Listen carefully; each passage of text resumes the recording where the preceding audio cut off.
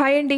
బొబ్బట్లు shop నుంచే కాకుండా ఇంట్లోనే ఈజీగా ప్రిపేర్ చేసేసుకోవచ్చండి. ఫస్ట్ ఒక గిన్నె తీసుకొని అందులో ఒక కప్పు పచ్చిశనగపప్పు క్లీన్ చేసుకొని వాటర్ వేసి ఒక గంట సేపు నానబెట్టుకోండి.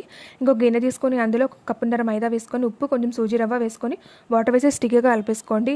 కొంచెం నెయ్యి కూడా వేసుకొని కలుపుకోండి. ఇది 2-3 గంటలు నానబెట్టేసుకొని పక్కన పెట్టేసుకోండి.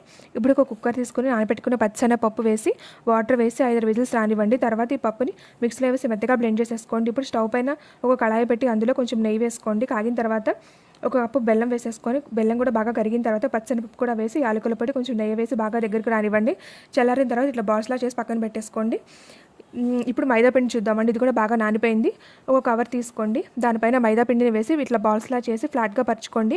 అందులోని ఈ బాల్ పెట్టి క్లోజ్ చేసేయండి. ఎడ్జెస్ ఏమైనా ఉంటే తీసేయండి.